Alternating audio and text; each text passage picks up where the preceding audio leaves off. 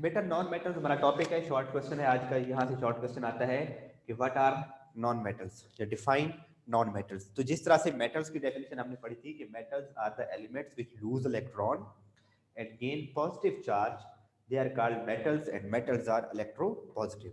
तो non metals क्या होंगे बेटा? इसका आंसर क्या आएगा कि नॉन मेटल्स क्या है? Elements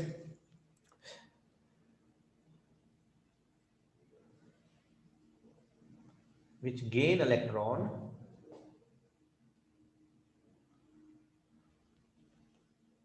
and form anions। anions पर क्या चार्ज होता है? नेगेटिव चार्ज होता है। and form anions, they are electronegative।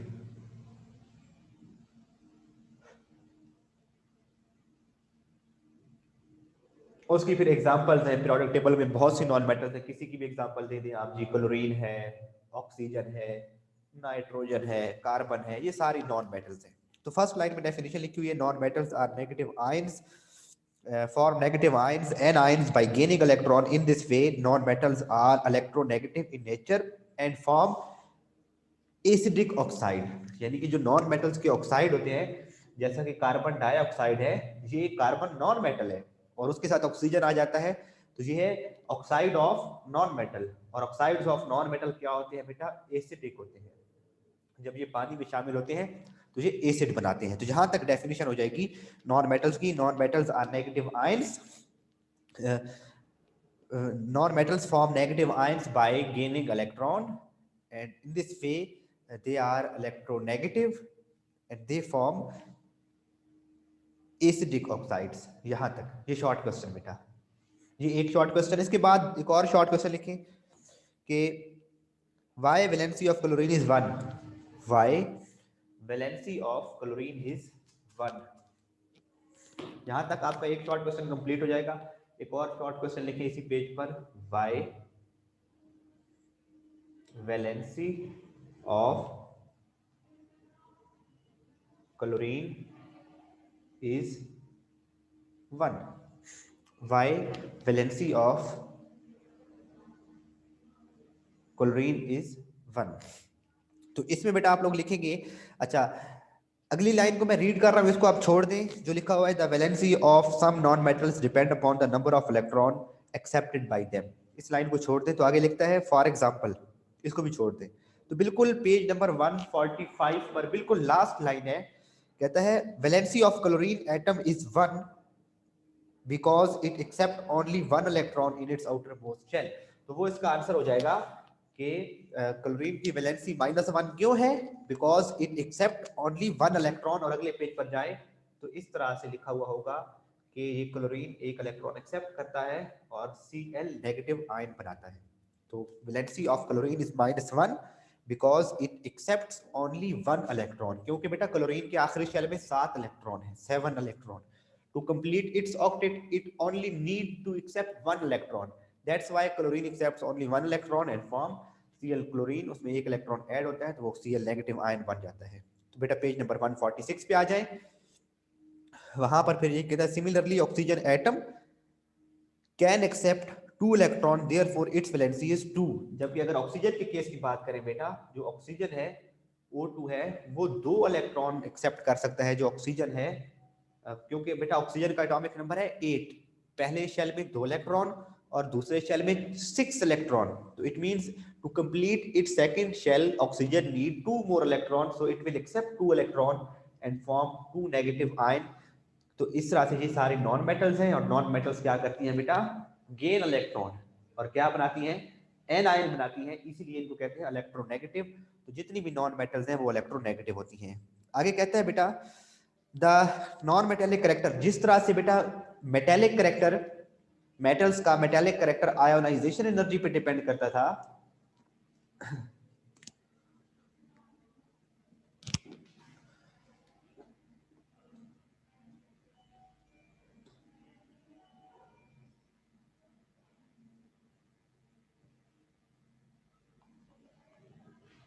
Abdul mannan बेटा आपका टेस्ट क्यों नहीं आया स्कूल में?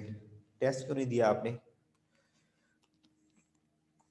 अच्छा जिस तरह से बेटा जो नॉन मेटल्स हैं, जो मेटल्स हमने कहा था इलेक्ट्रो पॉजिटिव करेक्टर, और हमने उसका रिलेशन स्टडी किया था, relation of electropositivity with ionisation energy. Ionisation energy और इलेक्ट्रो पॉजिटिविटी का क्या ताल्लुक है। इसी तरह से नॉन मेटल्स के केस में, क्योंकि नॉन मेटल्स नेगेटिव होती हैं, और इलेक्ट्रोनेगेटिविटी डिपेंड करती है इलेक्ट्रॉन अफिनिटी पे, डिपेंड करती है कि कितनी एक मेटल की इलेक्ट्रॉन के लिए अफिनिटी ज्यादा है। एक जो नॉन मेटल है वो इलेक्ट्रॉन को अपनी तरफ कितनी स्ट्रांगली अट्रैक्ट करती है, तो जितना स्ट्रांगली अट्रैक्ट करेगी उतनी उसकी इलेक्ट्रोनेगेटिविटी ज्यादा होगी, उतनी उसकी इलेक्ट्रॉन अफिनिटी ज्यादा होगी। जी बेटा गोहर, तो कहते हैं non metallic character depend upon the electron affinity. ये एमसीक्यू है बेटा कि नॉन मेटेलिक कैरेक्टर किस पे डिपेंड करता है। भाई आपकी रिवीजन के लिए लिख भी देता हूँ साथ साथ में। अब्दुल मनान बेटा मैंने आपसे कुछ पूछा है, अगर आप सुन रहे हैं तो। मेटेलिक करेक्टर किस पे डिपेंड करता है, और नॉन मेटेलिक करेक्टर किस पे डिपेंड करता है।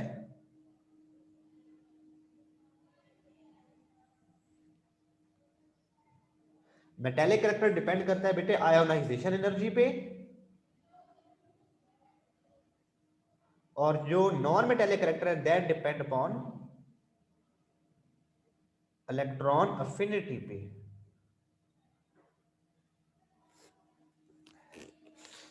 And electronegativity of the atom, electron affinity पे डिपेंड करता है। और दूसरा बेटा किस चीज पे डिपेंड करता है, यहां पे मैं लिख देता हूं, एक इलेक्ट्रोनेगेटिविटी पे भी डिपेंड करता है।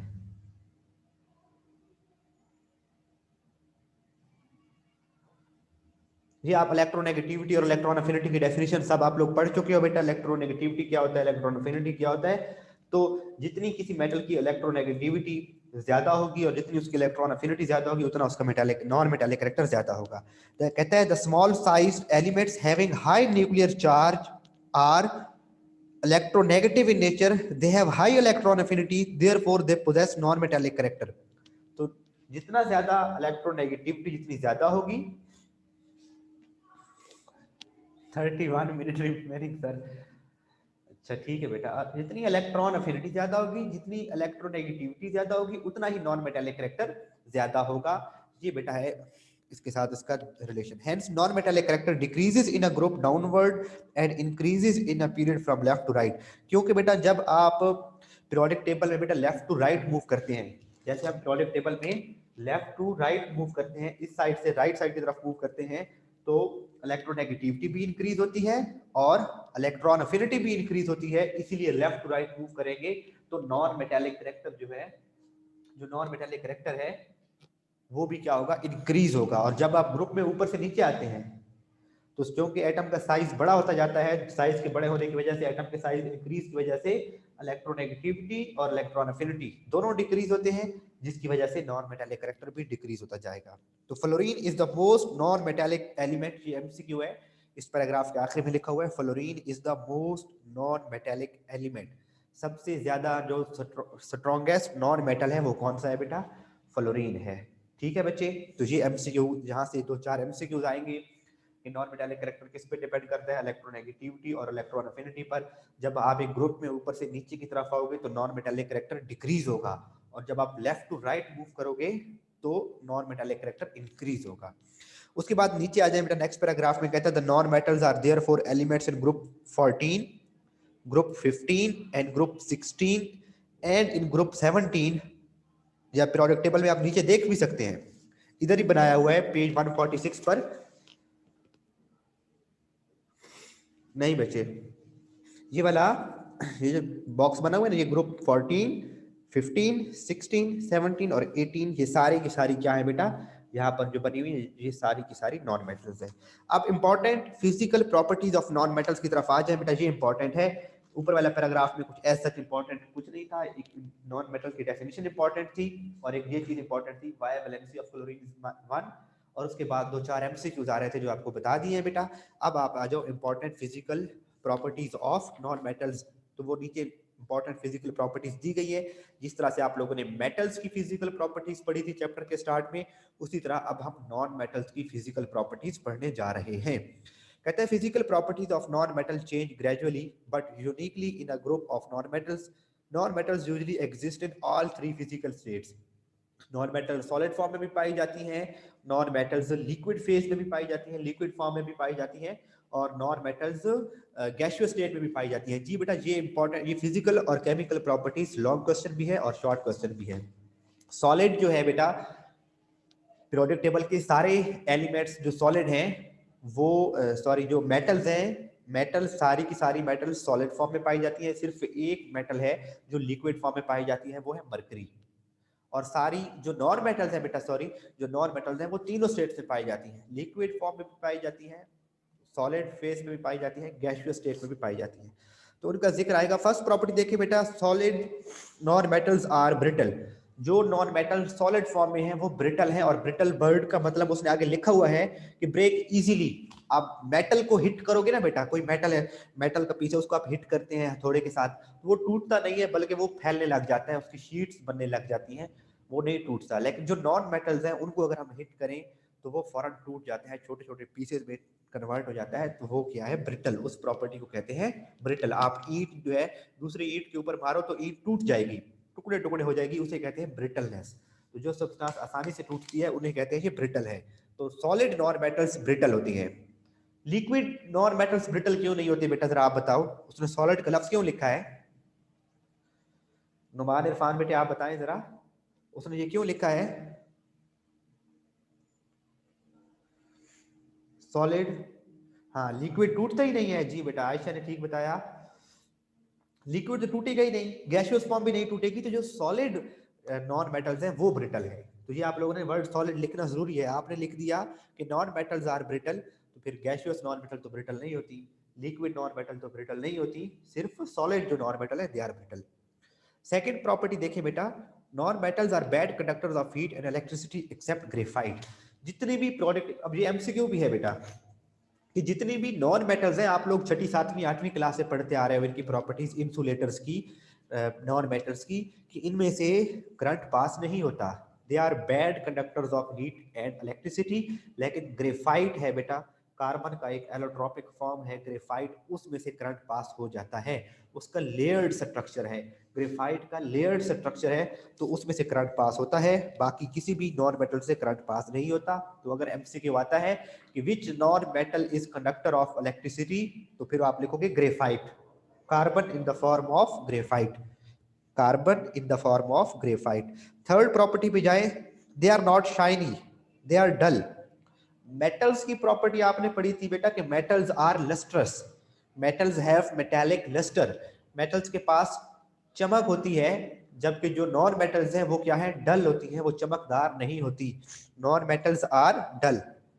लेकिन उसमें भी एक एक्सेप्शनल केस है, except iodine, it is lustrous like metals. और आयोडीन एक ऐसा सॉलिड नॉन मेटल है जो काफी लस्ट्रस है, जो मेटल्स की तरह चमकदार है. ये तीसरी प्रॉपर्टी हो गई बेटा. पहली प्रॉपर्टी हमने पढ़ी कि जो सॉलिड नॉन मेटल्स हैं वो ब्रिटल हैं, आसानी से टूट जाते हैं. दूसरी प्रॉपर्टी हमने पढ़ी बेटा कि जो नॉन मेटल्स हैं they are poor conductors of electricity and heat except graphite. Graphite is good conductor. और ग्रेफाइट है क्या एक्चुअली, ग्रेफाइट कार्बन का एलोट्रोपिक फॉर्म है. जी कार्बन की, ग्रेफाइट कार्बन की टाइप है. जो डायमंड है वो भी कार्बन की एक टाइप है, जो ग्रेफाइट है वो भी कार्बन की एक टाइप है, और कार्बन ब्लैक की फॉर्म में भी होता है, वो भी कार्बन की एक टाइप है. अच्छा उसके बाद नेक्स्ट बेटा थर्ड आप लोगों ने डिस्कस की, हमने डिस्कस की कि ये शाइनी नहीं होते. जो नॉन मेटल्स हैं वो डल होते हैं, दे do not possess any shine like metals. लेकिन एक नॉन मेटल ऐसा है जो मेटल्स की तरह लस्ट्रस होता है, एंड दैट इज आयोडीन. उसके बाद कहता है बेटा they are generally soft except diamond. Diamond बेटा एलोट्रोपिक फॉर्म, बच्चे ने पूछा है क्या होता है बेटा, ये आप लोगों के नाइन्थ के टॉप सिलेबस में कट करवा दिया था, वैसे ये इंपॉर्टेंट लॉन्ग क्वेश्चन पहले आता था. एलोट्रोपिक फॉर्म ऐसे होती है ना बेटा, कोई एटम्स की अरेंजमेंट की वजह से या नंबर ऑफ एटम की वजह से कोई एक चीज ज्यादा, जैसे ऑक्सीजन है बेटा, ऑक्सीजन अब O2 के फॉर्म में पाई जाती है जिसको आप हम सांस लेते हैं, और एक O3 ओजोन भी है. तो ये दोनों क्या कहलाएंगे, एलोट्रॉप्स कहलाएंगे, यानी कि ये दोनों ऑक्सीजन के एलोट्रॉप्स हैं. इसी तरह से ग्रेफाइट और डायमंड, ये दोनों किसके एलोट्रॉप है बेटा? कार्बन के। इसमें ऑक्सीजन के 2 एटम है, इसमें ऑक्सीजन के 3 एटम है, लेकिन ग्रेफाइट और डायमंड में एटम्स की अरेंजमेंट डिफरेंट होती है। ग्रेफाइट में कार्बन के एटम लेयर स्ट्रक्चर में जुड़े होते हैं बेटा, इस तरह से लेयर फॉर्म में, जबकि कार्बन में क्या अरेंजमेंट, उसमें डायमंड के अंदर कार्बन की क्या अरेंजमेंट होती है बेटा? नॉन मेटल से जो बना हुआ है, उमैर मतीन, को नॉन मेटल से बना हुआ है, इसलिए वो भी क्या है?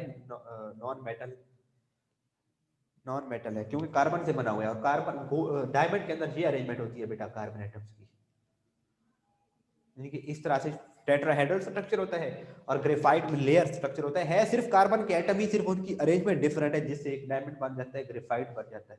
जबकि ऑक्सीजन में 2 ऑक्सीजन मिले तो O2 और 3 ऑक्सीजन मिले तो O3, ओजोन। तो इनको कहते हैं एलोट्रॉप्स, और इनको भी आपस में क्या कहते हैं? एलोट्रॉप्स। तो ग्रेफाइट कार्बन का एक एलोट्रॉप है। ठीक है बेटा, आयशा सिद्दीका समझ आ गई? आप बताओ मैथ समझ आ गई आपको भी बेटा?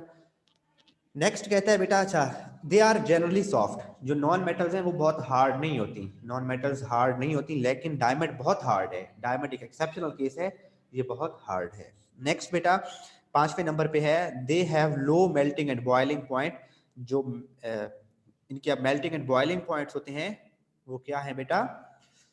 कम होते हैं। नॉन मेटल्स के मेल्टिंग एंड बॉइलिंग पॉइंट कम होते हैं, जबकि मेटल्स के मेल्टिंग एंड बॉइलिंग पॉइंट बहुत हाई होते हैं। तो ये थोड़ा सा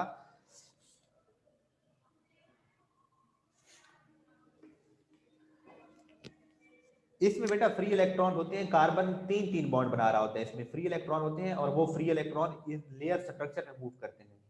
इस लेयर स्ट्रक्चर में अगर इसको बैटरी से कनेक्ट करोगे ना, इधर इस साइड से और इस साइड से कनेक्ट करेंगे नुमान, तो ये नॉन कंडक्टर है, और अगर इस साइड और इस साइड से कनेक्ट करें तो ये कंडक्टर है। इसे कहते हैं डायरेक्शनल कंडक्टर। डायरेक्शनल कंडक्टर है ग्रेफाइट। नहीं बना सकते बेटा, अल्लाह ताला की बनाई हुई चीजें हैं। अगर आर्टिफिशियल तरीके से डायमंड बनाया जा सकता होता ना बेटा, तो फिर पूरी दुनिया डायमंड बना रही होती और डायमंड इतने महंगे ना होते फिर। तो ये अल्लाह ने बनाई हुई चीजें हैं, उसके अंदर लाइट, उसका ऐसा स्ट्रक्चर है कि उसके अंदर लाइट पेनिट्रेट कर जाती है, वो बाहर नहीं निकल सकती उसके सॉलिड स्ट्रक्चर से, और उसी लाइट की वजह से वो बहुत शाइनी और चमकदार नजर आता है। उमैर नुमान, आपका क्वेश्चन क्लियर हुआ? अच्छा, they have low melting and boiling point accept silicon, graphite and diamond. Silicon, graphite और डायमंड के मेल्टिंग एंड बॉइलिंग पॉइंट बहुत हाई होते हैं, बाकी सारी नॉन मेटल्स के मेल्टिंग एंड बॉइलिंग पॉइंट लो होते हैं। और उसके बाद कहते हैं दे हैव लो डेंसिटीज, ये बहुत भारी नहीं होते। तो ये लो, पेंसिल में ग्रेफाइट थोड़ी सी होती है बेटा, सारी ग्रेफाइट नहीं होती, मट्टी भी होती है। गोल्ड मेटल है बेटा, कल तो पढ़ा था आयशा, गोल्ड कल पढ़ा था, इनर्ट मेटल है। तो दे हैव लो डेंसिटीज, यानी कि उनकी जो बहुत भारी नहीं होती, हैवी नहीं होती, उनका वेट कम होता है एज कम्पेयर टू मेटल्स। और एक यहाँ पे एक और बात लिख लें बेटा, सिर्फ एक नॉन मेटल है जो लिक्विड फॉर्म में पाई जाती है, दैट इज ब्रोमीन। ये याद रखेंगे, ब्रोमीन।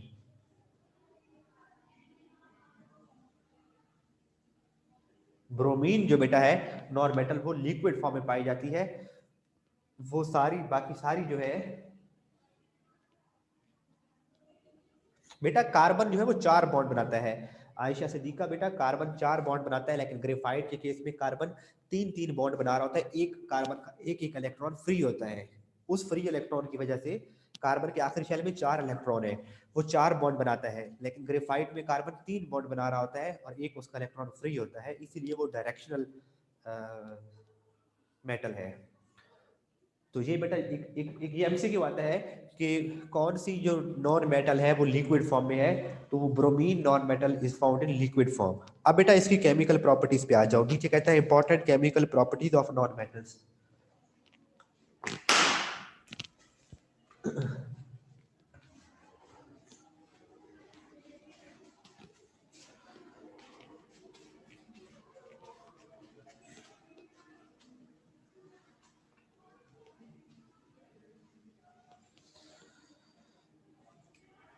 हाँ, सिर्फ 2 एलिमेंट ऐसे हैं जो लिक्विड प्योर फॉर्म में, लिक्विड फॉर्म में पाए जाते हैं। एक सॉलिड, एक मरकरी है और एक ब्रोमीन है। मरकरी जो था वो सॉलिड सॉरी मेटल था, लिक्विड मेटल था, और ब्रोमीन लिक्विड नॉन मेटल है। अच्छा, अब बेटा इसकी केमिकल प्रॉपर्टीज, केमिकल प्रॉपर्टीज। तो कहता है बेटा their valence shells are deficient of electron, therefore they readily accept electron to complete their valence shells and become stable. जैसे हमने क्लोरीन की बात की थी, क्लोरीन के आखिरी शेल में 7 इलेक्ट्रॉन है और एक इलेक्ट्रॉन की जगह उसके पास एम्प्टी है। ऑक्सीजन है तो उसके पास 6 इलेक्ट्रॉन है वैलेंस शेल में, उसको 2 इलेक्ट्रॉन की जरूरत है। नाइट्रोजन है तो उसके वैलेंस शेल में 5 इलेक्ट्रॉन है, उसको 3 इलेक्ट्रॉन की जरूरत है। तो इसलिए कहता है कि जो valence shells are deficient of electron, इनके वैलेंस नॉन मेटल्स के वैलेंस शेल्स में इलेक्ट्रॉन की कमी होती है, इसीलिए क्या करते हैं, they readily accept electron. Chlorine है तो वो 1 इलेक्ट्रॉन एक्सेप्ट करेगा, ऑक्सीजन है तो वो 2 इलेक्ट्रॉन एक्सेप्ट करेगा। और ये इलेक्ट्रॉन क्यों एक्सेप्ट करते हैं, to complete their octet and become stable. तो ये इनकी पहली बेटा केमिकल प्रॉपर्टी हो गई। सेकंड प्रॉपर्टी पे चले, कहता है they form ionic compounds with metals and covalent compounds bye reacting with other non metals. ये आप लोगों ने आयोनिक बॉन्ड और कोवलेंट बॉन्डिंग में पढ़ा था बेटा। ये जो नॉन मेटल है क्लोरीन, जब ये मेटल के साथ बाइंड करता है तो कौन सा बॉन्ड बनता है इनके दरमियान, आयोनिक।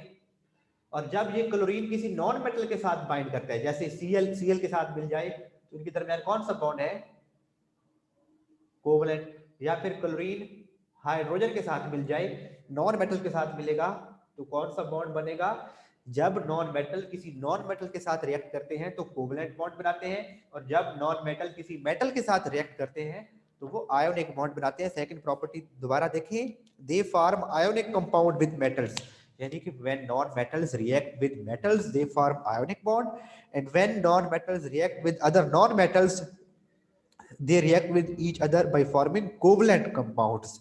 जैसे CO2 है, NO2 है, उनके दरमियान सबके दरमियान कौन सा बॉन्ड है, कोवलेंट बॉन्ड है। ठीक है बेटा। थर्ड के बाद फोर्थ प्रॉपर्टी पे जाए, metals usually do not react with water. Metals जो है वो पानी के साथ जो नॉन मेटल्स हैं वो मोस्टली पानी के साथ रिएक्ट, मोस्टली जो नॉन मेटल्स हैं वो पानी के साथ रिएक्ट नहीं करते। डिसॉल्व हो जाना और चीज है, रिएक्ट करके कोई न्यू सब्सटेंस बनाना होता है। रिएक्शन का मतलब होता है बेटा, केमिकल रिएक्शन की डेफिनेशन ऐसी होती है जिसमें दो चीजें मिले और उनसे कोई नई चीज बन जाए, कुछ पुराने बॉन्ड टूट जाए और नए बॉन्ड बन जाए, वो होता है केमिकल रिएक्शन होना। तो जो नॉन मेटल्स हैं they usually do not react with water, वो मोस्टली पानी के साथ रिएक्ट, नॉर्मल कंडीशंस पर पानी के साथ रिएक्ट नहीं करती। तो non metals usually do not react with water.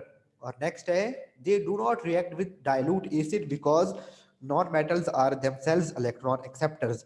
Dilute acid जो होते हैं बेटा वो भी इलेक्ट्रॉन एक्सेप्टर है, और नॉन मेटल्स जो खुद हैं ये खुद भी इलेक्ट्रॉन एक्सेप्टर है। तो इसीलिए नॉन मेटल्स एसिड्स के साथ रिएक्ट नहीं करती। तो ये है बेटा इनकी प्रॉपर्टीज। दोबारा रिवाइज करते हैं। पहली प्रॉपर्टी हमने ये कहा कि नॉन मेटल्स के वैलेंस शेल्स में इलेक्ट्रॉन की डेफिशिएंसी होती है, इसीलिए ये इलेक्ट्रॉन एक्सेप्ट करके स्टेबल हो जाते हैं। दूसरा पॉइंट हमने ये पढ़ा कि when non metals react with metals they form ionic bond, and when non metals react with non metals they form covalent compounds. Third property बेटा हम लोगों ने ये पढ़ी कि जो मेटल्स हैं वो मोस्टली वाटर के साथ रिएक्ट नहीं करती, वाटर के साथ ये रिएक्ट नहीं करती। उसके बाद नेक्स्ट है बेटा कि ये डाइल्यूट एसिड्स के साथ भी रिएक्ट नहीं करती, क्योंकि एसिड्स को भी, और यहाँ पे एक और मैं पॉइंट लिखवाता हूँ, पांचवा पॉइंट नीचे खुद लिखे, डाइल्यूट एसिड्स बेटा HCl है ना बेटा, इसमें अगर पानी मिला हो तो ये डाइल्यूट हो जाएगा। एच ये बहुत, अगर सल्फ्यूरिक एसिड है ना बेटा, ये अगर हमारे हाथ पे गिरते हैं हमें जला देते हैं, तो ऐसे एसिड जो बहुत स्ट्रॉन्ग फॉर्म में होते हैं उन्हें कहते हैं कंसंट्रेटेड एसिड। और अगर कंसंट्रेटेड एसिड में थोड़ा सा पानी मिला दें तो वो हो जाता है डाइल्यूट एसिड। तो यहाँ पे पांचवा पॉइंट खुद से लिखे बेटा कि oxides of non metals are acidic. नीचे पांचवा पॉइंट एक खुद से लिखे कि oxides of non metals are usually acidic in nature. जी बेटा मलिक अब्दुल्ला, हाँ वो करते हैं बेटा, उस पर अभी मैं देखता हूँ उसको।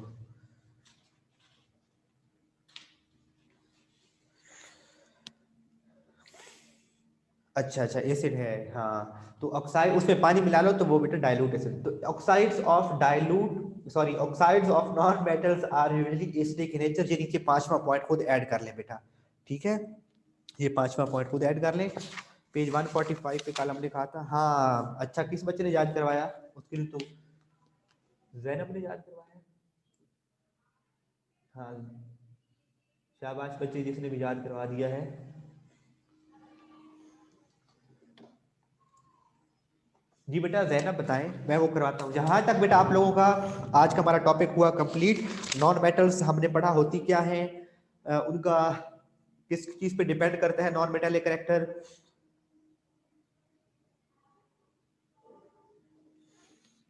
उसके बाद हमने उनकी फिजिकल और केमिकल प्रॉपर्टीज डिस्कस की है। अब बेटा पेज नंबर 145 पर आओ। तो मैंने कहा था बेटा कि मैं आपको कल वो पिंक बॉक्स है वो करेंगे, तो वहां पे लिखिए what is meant by 24 carat gold. What is meant by 24 carat gold. ये एक एमसीक्यू यहाँ से सॉरी शॉर्ट क्वेश्चन यहाँ से आता है बेटा।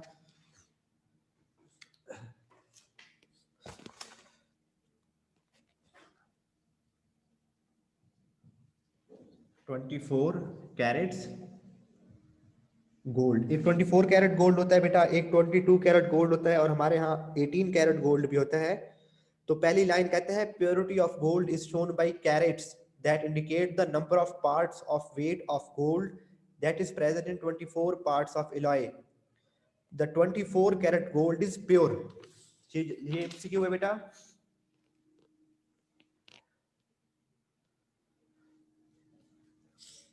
हाँ 21 कैरेट गोल्ड भी होता है। इसका मतलब ये है बेटा कि जो हमने पढ़ा था जो प्योर गोल्ड है ना वो बहुत सॉफ्ट होता है। आप उसमें ऐसा लेट्स सपोज हम कह रहे हैं 24 ग्राम, मैं आपको ग्राम्स की फॉर्म में समझाता हूँ, एक्चुअली ग्राम है नहीं।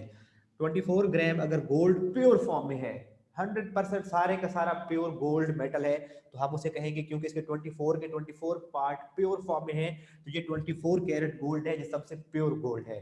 लेकिन अगर आप 24 ग्राम गोल्ड लेते हैं लेकिन उसमें एक्चुअली 22 ग्राम गोल्ड है और 2 ग्राम्स कुछ और मेटल है जैसा कि सिल्वर या कॉपर,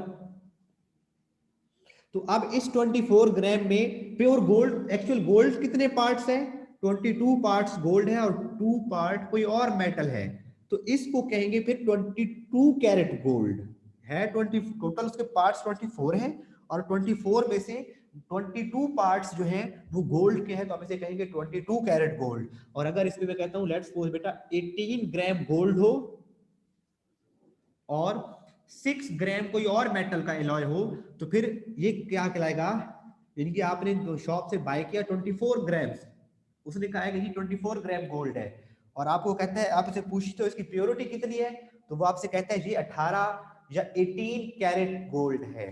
तो इसका मतलब है वो जो उसने आपको 24 ग्राम्स गोल्ड बेचा है उसके अंदर 18 ग्राम गोल्ड है और 6 ग्राम कोई हल्की मेटल ऐड की हुई है। हाँ जी बेटा ऐसे ही है। तो ये यानी कि एक्चुअली अब हमारे साथ धोखा क्या होता है, हमें कहा जाता है जी 24 कैरेट आपने जाके लिया 18 कैरेट गोल्ड, यानी कि 1.5 तोला गोल्ड आपने लिया, तो इसकी प्राइस आपको वही ओरिजिनल गोल्ड की प्राइस देनी पड़ेगी, लेकिन एक्चुअली इसके अंदर असल में सोना होगा कितना, इसलिए आपने 18 कैरेट्स गोल्ड आपने लिया है 24 ग्राम, उसके अंदर एक्चुअली गोल्ड कितना होगा 18 ग्राम और 6 ग्राम जो कि इम्प्योरिटीज होंगी। तो ये बेटा गोल्ड की प्योरिटी को चेक करने वाला जो या गोल्ड की जो एलॉय बनाए जाते हैं तो वो उसको कहते हैं कैरेट में उसको मेजर करते हैं, तो 24 कैरेट गोल्ड अगर होता है तो वो सबसे प्योर फॉर्म होती है। हाँ, गोल्ड गोल्ड 100% प्योर हो नहीं सकता, बिल्कुल आयशा बच्चन ने ठीक बात की है। गोल्ड जो है बेटा 100% प्योर इसलिए नहीं हो सकता क्योंकि गोल्ड बहुत सॉफ्ट मेटल है। वरना आपने जी वो कोई रिंग पहनी हुई है तो उसको ऐसे प्रेस किया तो रिंग जी उसकी शक्ल ही खराब हो गई है, क्यों? वो पिचक गई है, क्योंकि सॉफ्ट मेटल है। तो इसको किसी और मेटल के साथ इसके अंदर थोड़ा सा सिल्वर या कॉपर की क्वांटिटी ऐड की जाती है, तो इसको किसी दूसरी मेटल के साथ एलॉय बनाया जाता है, तो फिर वो काफी हार्ड हो जाता है। तो कहता है purity of gold is shown by carats that indicate the number of parts of weight of gold that is present in 24 parts of alloy। कि अगर 24 पार्ट्स हम एलॉय के देखें तो उसमें जो गोल्ड के जितने पार्ट होंगे वो उतने कैरेट कहलाएगा। 24 carat gold is pure. 22 carat gold means that 22 parts pure gold is alloy with 2 parts of either silver or copper। जैसे जी आपको बताया कि अगर 22 कैरेट गोल्ड है, it means 22 parts are of gold while other 2 parts are either of silver or of copper। For making ornaments and jewelry, यहां तक बेटा इसका आंसर लिखेंगे। और फिर एक और आता है आगे, white gold is alloy with platinum और निकल और जिंक। तो एक और ही अलग से आखिरी लाइन अलग से मार्क कर लेंगे बेटा कि जो व्हाइट गोल्ड है वो गोल्ड का एलॉय है किस मेटल के साथ? प्लाटिनम, निकल या फिर जिंक के साथ। यानी कि अगर गोल्ड के अंदर इन मेटल में से जिंक, निकल या प्लाटिनम में से कोई मेटल ऐड की जाए तो वो क्या कहलाता है? White gold.